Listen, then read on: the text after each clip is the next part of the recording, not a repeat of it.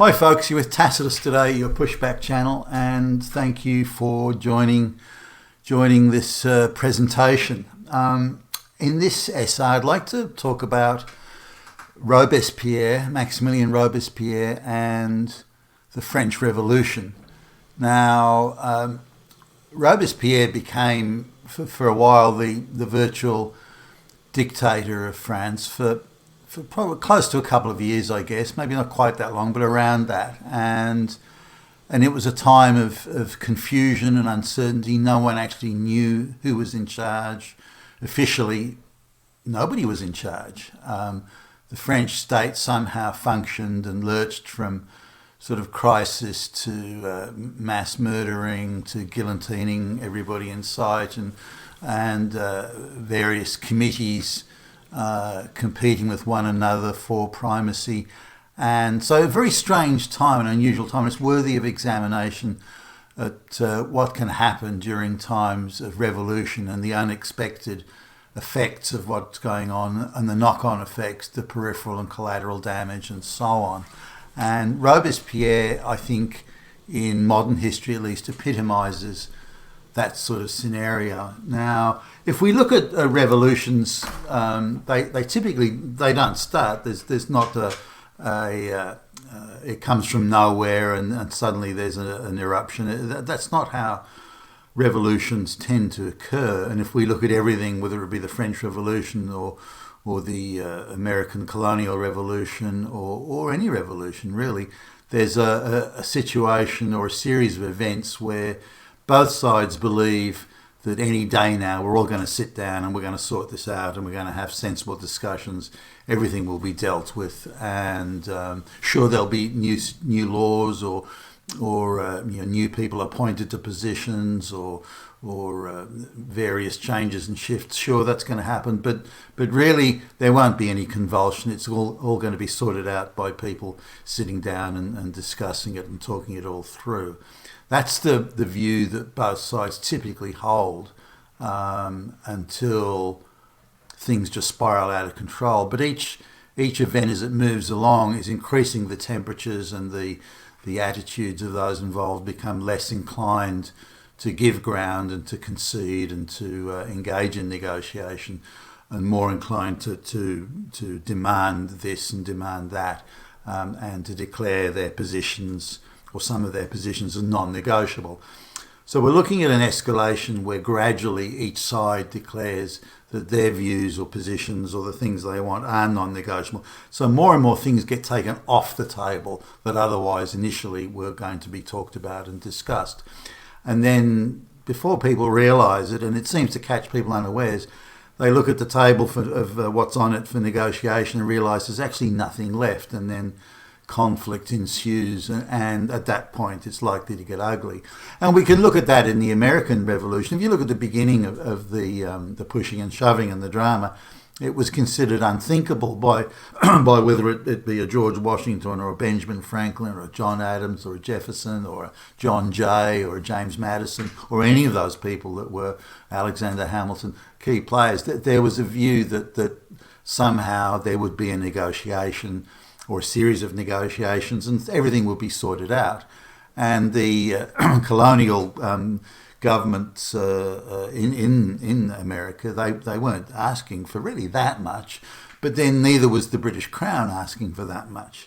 Neither side had extreme positions. Neither side was, in any bellicose sense, demanding the other back down 100%. There was latitude and room for compromise. But as it went on, each side began to harden their positions to the point where conflict was almost inevitable at that stage, and then it was open conflict. People started shooting each other and so on. Now, the French Revolution was definitely in that category. There was hardly anybody at the outset. Well, there were some, but there was very few who would have thought that the monarchy would be abolished or that the king would be taken to the guillotine and beheaded. There was no one who really was there. There are a few radicals that were thinking that the king's power should be substantially limited. There was some suggesting that the king should become even a figurehead with no real power at all.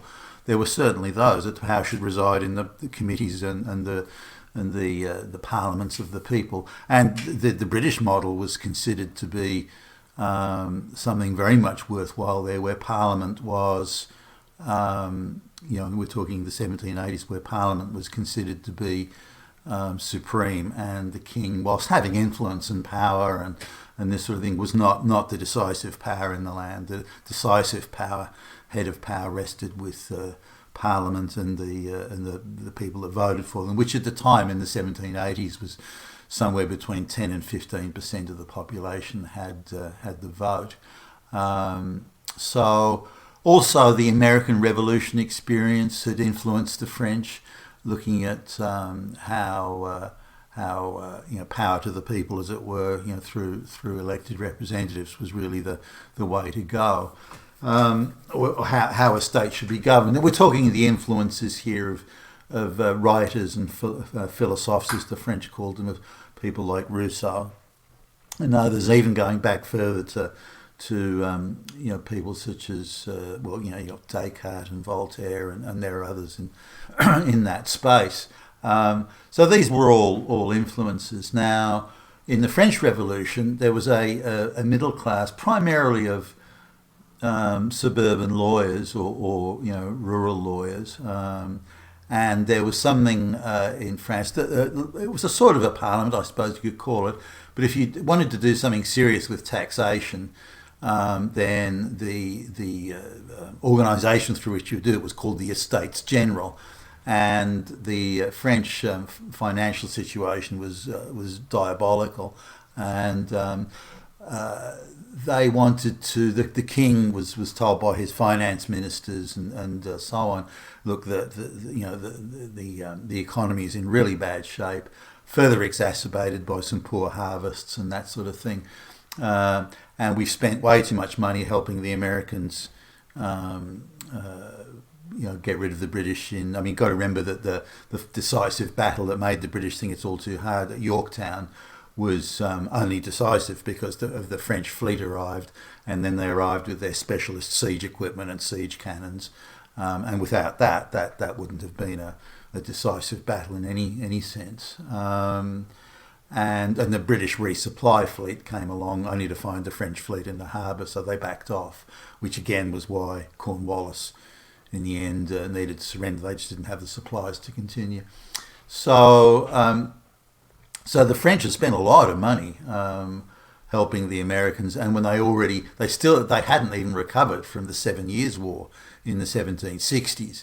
So the French economy was really, really struggling with the having funded the 7 Years' War in particular, but then while they were almost broke, having funded and materially assisted with weapons and money and all sorts of things, the American colonial revolution. So the situation was bad economically. So they called, the king was called the Estates General, and that was what kicked it off. So in May 1789, the Estates General meets, and that brought together a lot of people, many of whom were radicals, and included in this were people such as quite a young Maximilien Robespierre and others, Danton and Brissot, Marat, and countless others, Mirabeau, and so on. And so these suburban or rural lawyers and so on. Not all lawyers, by the way. There were a few artisans there, and some, such as others, were out of work actors that ended up getting into the middle of it all. But effectively, the Estates General was rural professionals. I think you could call it that. And they came in, and they had some radical views. And among them, you get firebrands like Mirabeau, and they would rail about the excesses of the monarchy, and similarly the aristocrats and the priests and the clergy generally, they were tax exempt, and the king and the finance ministers were acutely aware that if they were going to really increase taxation, as in the total tax take, they were going to have to tax these people. And the aristocrats and the clergy, by the way, didn't have particularly high incomes. you wouldn't call them, lavishly fast. Some were, but not many. Their real source of wealth was tax avoidance, or not needing to pay tax. It was quite legal at the time, and the rural lawyers and those sort of people had two beefs. One is the tax system should fall equally on all French citizens, which is fair enough. But also they had a view that they, as professionals, because of they weren't nobles and aristocrats, they were denied places at the table simply because they didn't have the right parents and the right birthright, and they were professionals, competent, educated. They did all the things. They wore the powdered wigs, and yet they were still denied, again, a place at the table. So we need to just understand that as background, as it's quite important. Now, let's have a look at Robespierre, and I'll come back in a minute to how he came to to sit at the apex of what was an unofficial French government. And it's difficult to see how any of these people in the French Revolution were able to acquire such influence. They don't appear to have any of the, they're not like a George Washington where, he's this 6'2" tall, imposing guy who is able to very successfully bring together different factions and smooth over quarrels and things like that. He was quite good at that. And if it wasn't for his determination to see it all through, you've got to wonder whether or not the American Revolution would have run the course it did. There's no Thomas Jeffersons here. There's no Alexander Hamilton. Maybe you can see a bit of that in some of these French characters, but there's none of the James Madison. The people that made the Benjamin Franklin, people that made the American Revolution happen, and their brain power, their presence, their understanding, and the people like the Jeffersons. You don't see that here in the French Revolution. These seem to be oddly unimpressive and very unattractive people. So let's look at Robespierre. Now, remember, Robespierre was the de facto president of France for again, getting on for a couple of years. He was short, probably 5'3" or 5'4", slightly built. He required spectacles at an early age. He was thin, pockmarked skin, and was described as having a green, almost cadaverous pallor. He was a meticulous dresser, preferring high heels and a mincing walk, and he went to the barbers or hairdressers to powder and curl his hair on a daily basis. He was nervous, highly strung, with a pronounced nervous tic. He bit his nails and blinked uncontrollably, and was reported to laugh only on rare occasions, and then insincerely. His manner of public speaking was unimpressive, a quiet voice, speaking in very long sentences with a childlike tone. Petty jealousy and grudges were attributed to his normal everyday behaviour and an insufferable self-righteousness. He was described as being unable to form friendships and distrusted all, and pre-assumed they would let him down in some important way. He was known at school and at university to be a tattletale, going to the university or school administration to tattletale on his fellow students. He lost both his parents when he was 8 years old, by the time he was 8 years old, and was raised by a member of the wider family, and was actually handed around sort of to aunts and uncles. At school, he preferred to be alone and took to sewing and embroidery as a pastime, which his elder sisters had showed him how to do. From the age of 11 to 23, where he was at school and then at university, he demonstrated, as it was described, that he wasn't particularly bright, but he was fastidious, conscientious, hard-working, and he won a scholarship to go to university, and later on another scholarship, or scholarship to go to high school rather, and a scholarship to go to university. And he got quite a generous leaving prize when he left university for one of his dissertations, and it was enough for him to attempt to set up a law practice in Paris as a 24-year-old. Now, his family came from a long line of principal lawyers in a province, 250 kilometres north of Paris, called Arras, or Arras, I think it might be pronounced. And so they had several generations of sort of law law practice, if you like, in that region, a lot of contacts. Robespierre wanted to be a player in the Paris sort of game, so he tried to set up a law practice in Paris, but after 4 months he hadn't gained a single client, and he'd spent his money dressing like a dandy and trying to pay rent in a nice area of Paris to sort of put on a front. This was something he never, as I understand it, I mean, I'm reading a little bit between the lines here, Robespierre never forgave the Parisians for that, the upper classes. They shunned him and scorned him, and they wouldn't come to him to be a lawyer to represent them, and instead going to the well-connected aristocrat type favourites. And this I think cut him quite deeply, Robespierre. So he ended up having to leave Paris and go back to his hometown,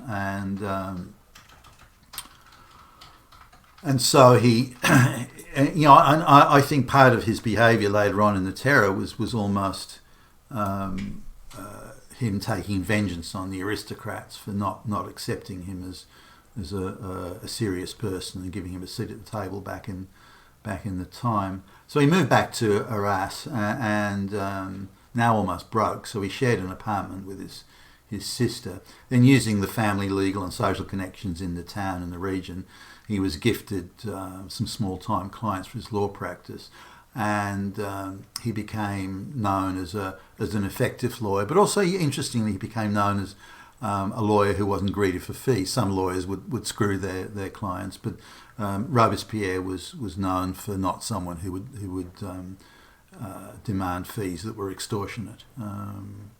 Now, while at Arras, his behaviour could not have been less revolutionary. If you were looking for he's going to be the future revolutionary de facto president of France, you would never have guessed it at the time. He was an ardent supporter of the monarchy and of the Catholic faith, and something of and later on a devotee of Rousseau, which would suggest he was sort of in a transition in terms of his philosophical position.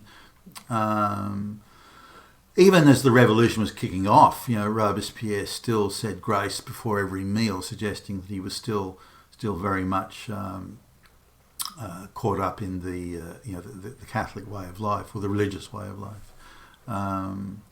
Now, while he was still there at Arras, he was elected as president of the local scholars club, and where they would discuss and write and read scholarly dissertations.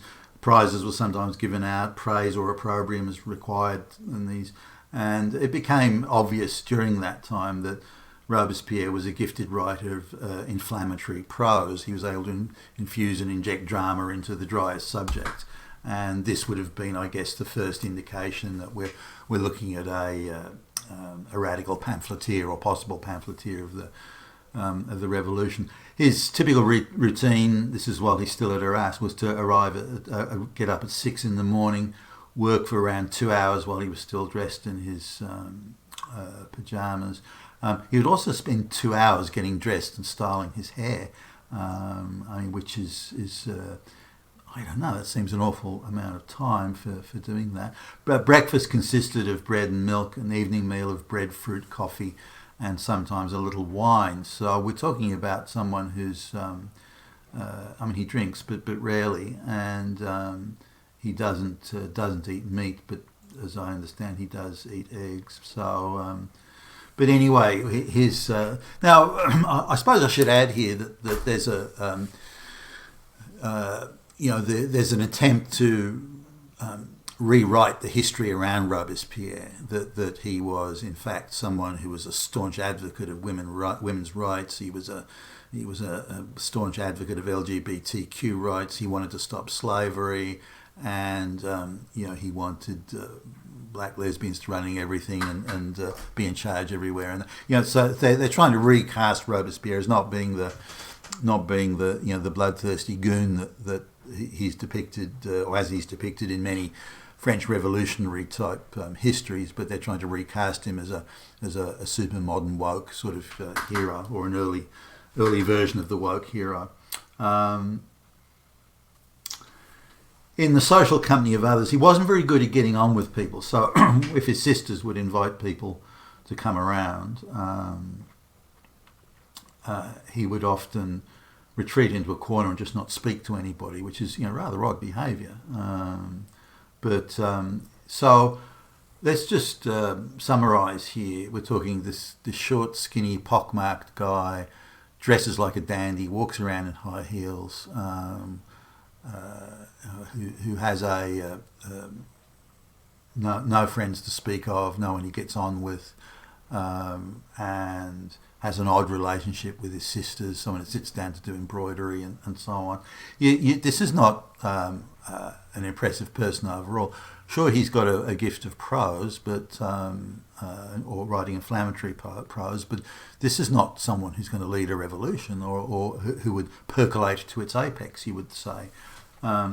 So in 1789, Robespierre, being a local lawyer and notable citizen and from generations of notable citizens, he's elected to the Estates General to convene, well, initially in Versailles, but moving to Paris.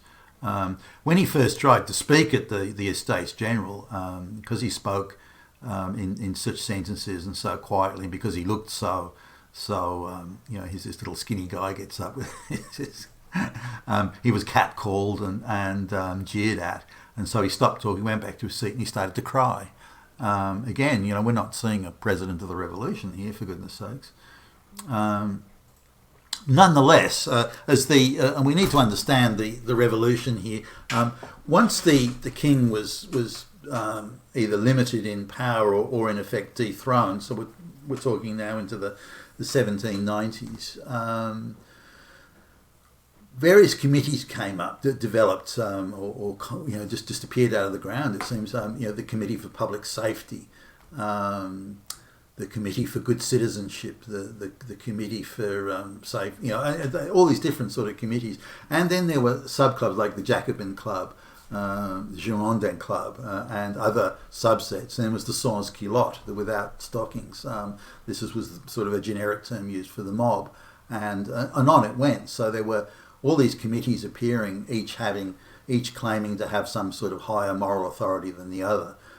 Some were in favour of a constitutional monarchy where the king would have limited power. Because by now, as things moved on into the 1790s, no one was supporting the idea, or hardly anybody was supporting the idea that the king would be a supreme authority. The king would be equivalent of an American president, sure, so that was there. But the idea was that the best the king could hope for at this point was to be a constitutional monarch with some powers of veto over the determinations of the Estates General or the People's Assembly or whatever it was at any particular time. So, and things are moving quite quickly. A group of people can break off from this or that, or form a subgroup within the Estates General, and then they can form a separate activist group that demand this or want that, or claim to have the moral authority to act in the name of the French people, and so on. So this is a time of mass confusion, shifting alliances, and the like. And the king now is the best the king can hope for as being a figurehead. There are those who want to remove the king altogether and say that he has no authority. There are even calls at this point to have the king put to death for crimes against the French people. So there are all sorts of things going on, and confusion is all that's reigning supreme. And it's difficult to imagine, or difficult to understand, how anything was getting done at this time. It was, but it's difficult to see it.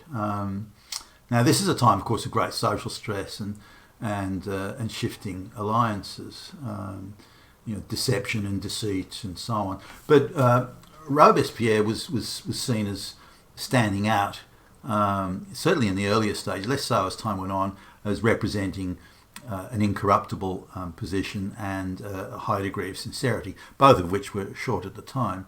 And remember, you've got fiery orators such as Mirabeau and Danton and so on that are Danton in particular was able to make thundering speeches, as Mirabeau was, and these speeches were considered to be persuasive.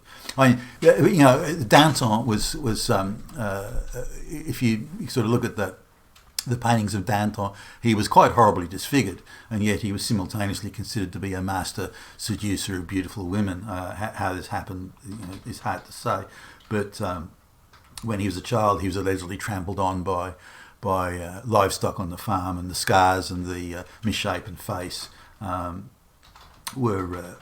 remained, into adulthood. And he also had unusual gait, incredibly, pronounced bow legs and so on. Now Mirabeau was again a fiery orator with a huge head and bulging eyes, and commentators believe his eyes were going to bulge straight out of his head, especially when he got himself excited and was making thunderous speeches. So none of the key players in the French Revolution, with the exception of maybe one or two, you would describe as being of great attractive or having a physical stature that would command certain presence and respect. None of them had that. Now, Mirabeau, as an example, spoke quite highly of Robespierre, yet others described him as a man of such deceit, and he showed a consummate skill in turning men against one another, using covert whispering campaigns, strategically placed lies, tactically succouring others into relaying messages to a third party to test the ground. And then when people, well, what are you talking about? Well, Robespierre said it. Then he would deny it and say, no, they're making that up. And so someone who was particularly gifted at avoiding responsibility, but while sowing discontent and treachery amongst others. I don't doubt that, actually, looking at Robespierre in totality. But he wasn't seen as a man of great courage. He grew pale at the sight of a sword or a sabre, as it was described. Would quickly disappear as soon as there was physical drama and confrontation going on, and seemed to visibly shake at the sight of a pistol and so on. Now, Robespierre is sort of reaching somewhere near the pinnacle, where he becomes president of what was known as the Jacobin Club, which was one of the many groupings jockeying for primacy and power. Because once the king's gone and the aristocratic influence is gone, there's no one running the show anymore, in effect. So all these various groups purporting to represent the people are now in charge, but no one group is ever in charge and no group is officially in charge. So there's no one making the decisions, and decisions can be arbitrary, and they're announced the arrest of somebody or the arrest of this group or that group. Another group will run off and have their own pamphleteers spreading propaganda on the streets and stirring up the sans-culottes, the mob, and so this confusion, as you look through it, so well, who's running France? Well, nobody is, and all these different committees are controlling different. Some committees have control or more control over the economic, and others over the armed forces or the National Guard, others over the justice machinery. So you have this confusion who's in charge of what and for how long, and you have to be very careful pinning your colours to one mast or another, because if you do that and another group ends up taking control, people can be accused, well, you were counter-revolutionaries or you were enemies of the people, and this can go back and forth, and people are getting arbitrarily arrested and beheaded, taken to the guillotine because they simply supported the wrong outfit at the wrong time. Now, in March 1790, Robespierre is president of the Jacobin Club, and he wins some plaudits because he prognosticates that the war that France is having, or the various looming military conflicts with Austria or Prussia or any of the other groups around the place, Britain, that it's better that France avoids war and finishes all their internal stuff and creates a proper governmental structure before thinking about fighting people outside. And this is perceived as being very sensible and wise advice, and so he's one of the few people at the time or prominent people that advocates that there should be prudence in their relations with other countries. There are also crazy things at the time where, speaking of committees, where here's another committee, the Committee of Good Citizenship. And this Committee of Good Citizenship issued certificates of good citizenship. And so if you crawled to them enough, they would give you a good citizenship certificate, so you could show that if someone tries to, some outfit or group or committee or whatever tries to arrest you. There was also another one, the Committee of Vigilance, and they were supposed to be there to check counter-revolutionaries or people who weren't sufficiently committed to or ardent enough in their support of the revolution. And again, this could lead to arbitrary arrest. But these sort of committees, Committee of Good Citizenship, Committee of Vigilance, Committee of Public Safety, and I mean the list just goes on and on. All these committees everywhere, again, all vying for primacy, adding to the confusion of what was going on at the time and who is actually in charge. Now, how Robespierre became the de facto, because it was never really formal, became the de facto first citizen of France is unclear. Even to this day, no one really knows. And if you read the histories, there's various theories and ideas that are put forward. Well, he kind of was, but he really wasn't. And yet Robespierre seems to be somewhat unaffected by the turmoil of the times. And he found... And again, this seems to be sort of somehow organic and somehow accidental. But given that the mass confusion, Robespierre, the Jacobin Club was considered to be a pretty important sort of centrepiece of the wider Estates General type structure. And Robespierre found that his suggestions were being obeyed as if they were orders, and that people were following through on it, then others were supporting it. So there was a strange organic nature to this. So Robespierre found that somehow he was just in charge, and it seems to have been as much a surprise to him as it was to any of the onlookers that couldn't work it out. How could this skinny, small little man who minced around in high heels, how could he be in charge of anything? But there you go. Now, there were all sorts of stresses and strains, and for example, in 1793, whilst again there's mass confusion, there was another poor harvest, and the prices of things like butter and bread had increased far quicker than wages had, which is causing a lot of problems with the mob, the sans-culottes, and this was in turn being exploited and fed upon by other groups who had malicious intent or just wanted to stir up trouble.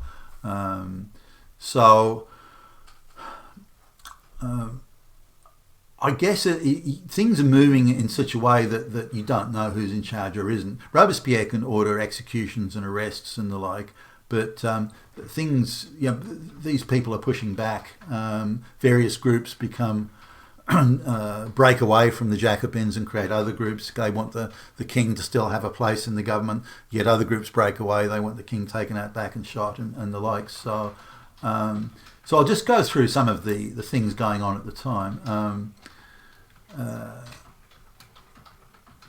We just need to understand how arbitrary things were. It's a confused mass of competing groups, but trials, as in court trials, they were for formality, and they were kangaroo courts. They were sham trials, and the accused were pre-condemned and determined as guilty by what was generically described as the mood of the people. What was the mood of the people? Well, no one actually knew, so the prosecutor could simply say, so-and-so is guilty, and it's because, the mood of the people requires it. And that could be enough for people to be, executed. And these sort of things were widespread. You're not talking about one or two, but hundreds of people are being executed. The various factions that broke away from the Jacobins, which Robespierre is president, were put on trial, and various evidence was concocted or was invented.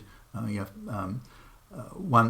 to give you an idea of the malice of the time, one of these people from the Girondin faction was died before sentence was passed, and so they took his corpse to the guillotine and cut the head off anyway in order to use him as an example. Laws of suspicious indifference were interpreted in such a way that anyone could be accused of anything and thus executed. In some cases, 300 people were taken to the guillotine, but as this was going to take too long, the prosecutor decided, so they were put into a group and surrounded by cannons and blasted to death. Again, the arbitrary nature of the terror that was going on in France at the time. Christianity was also a target as being an affront to the equality of the people, as it was determined at the day. Again, suggesting the ideological nature, that the ideological forces of hatred that had been unleashed by the revolution. That we see quite similar things today, I would argue, in the West. As churches were often the tallest buildings in the town. there was the argument that as they were the tallest buildings, this promoted inequality, and therefore priests should be sentenced to death as representatives of social inequality. When they did execute the king in the end, Louis XVI, or even leading up to that, it was before that, statues were destroyed, churches defiled, statues of saints and so on were replaced with busts of people of the revolution, particularly, say Marat, who was assassinated. They described this defiling of statues that were of people from 1,000 years ago or something. They described this defiling of churches and statues as the grand festival of reason, and they grabbed attractive young women to parade around as goddesses of reason, and they were encouraged semi-naked to dance in whirlwind type vigorous dancing, and they then engaged in orgies in the various churches. And lustful orgies, as they were described, and in the most sacred part of the church they could find, such as the madness. I mean, does anyone see parallels here with, say, Antifa and Black Lives Matter and so on? Media censorship by these various committees. If there was a pamphlet or being put out that criticised a committee, they would immediately respond with trying to shut down the media and arrest, while at the same time screaming about liberty and freedom, fraternity, and so on. And this was the crime was insulting the national sense of justice. And such people, once accused of that, shouldn't be allowed to defend themselves. They shouldn't be allowed lawyers, or if they were allowed lawyers, the lawyers had to be effectively acting as de facto prosecutors. And again, I mean, what about the January 6th cases in the United States? Do we see parallels with that? It was determined at the time that moral proof, not factual, but moral proof was enough for a victim to be executed, arrested, tried and executed. Again, we see this now today in the legal framework of the West. This idea that facts and evidence are minimally relevant. The real issue is the moral paradigm of social power. And it's on this basis that someone has to be found guilty or otherwise.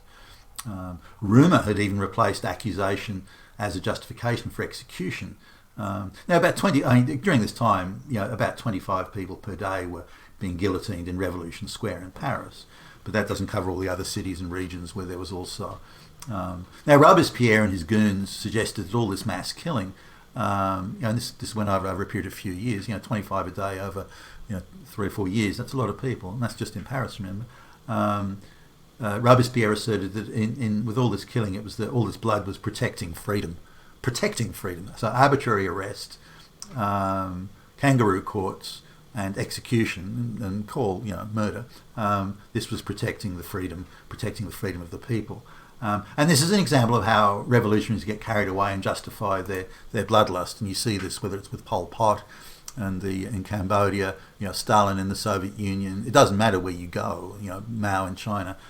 Mass murder is always dressed up as being, well, actually we're already protecting people. And we see this in the West today. Media censorship is protecting the people from disinformation. Arbitrary arrest for people who are concerned over rigged elections. We're protecting democracy and so on. So we see that doublespeak today as well. It's nothing new. Now, as French troops gained some military successes on the borders, one of the Austrian armies was defeated and the Prussian army was turned around. People were starting to get a little bit sick of the killing and the terror and the arbitrary arrest, because anybody could be arrested any time for any reason. You never knew.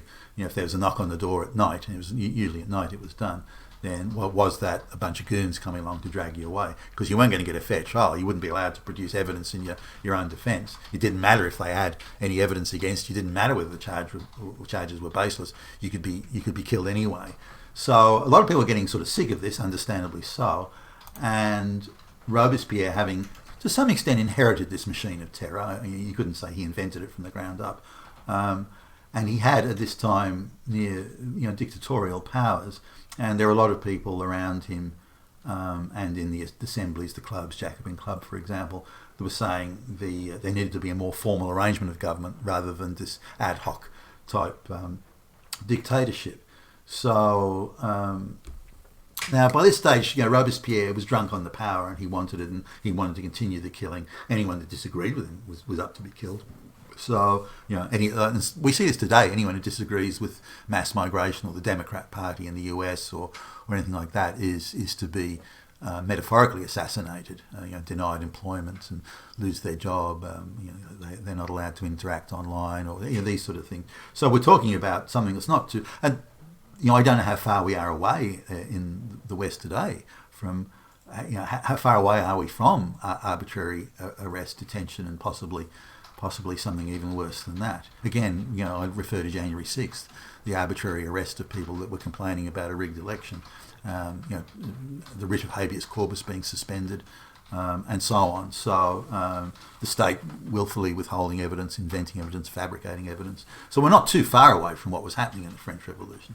Have we got the whole way there? Well, no, but the architecture of arbitrary arrest, detention, and so on, that's here with us today, and we need to, I think, understand that.